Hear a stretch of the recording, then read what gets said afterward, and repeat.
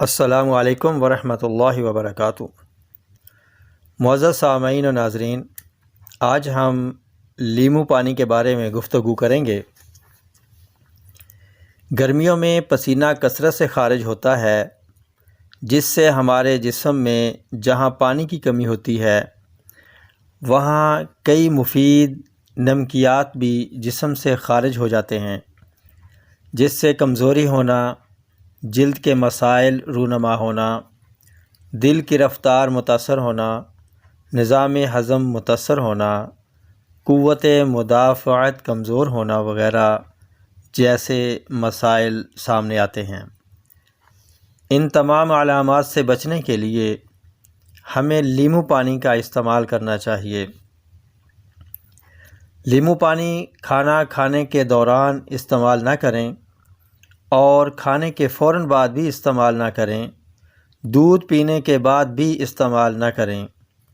لیمو پانی میں وٹامن سی اصلی حالت میں ملتا ہے، قوت مدافعت بڑھتی ہے، وٹامن اے، ای اور B6 ملتا ہے، نمکیات کی کمی دور ہوتی ہے اور پانی کی کمی بھی نہیں ہونے پاتی۔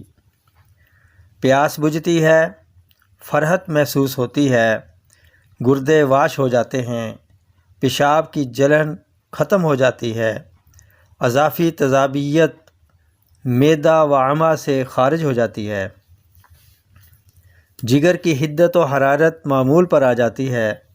لیمو پانی کے استعمال سے دل کی گھبراہٹ دور ہو جاتی ہے۔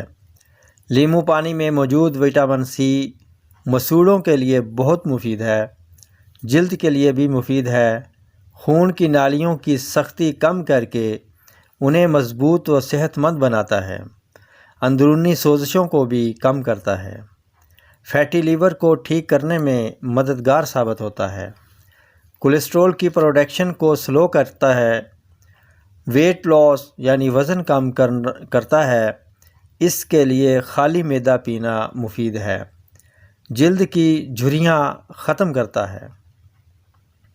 لیمو پانی بنانے کے لیے سادہ پانی 1 لیٹر ہو تو اس میں بڑے سائز کا 1 لیمو اور چھوٹے سائز کے 2 لیمو نچوڑیں اور پنک پتھر کا نمک حسب ذائقہ آدھا چمچ یا 1 چمچ ڈال کر مکس کر لیں اور سٹرا سے نوش فرمائیں۔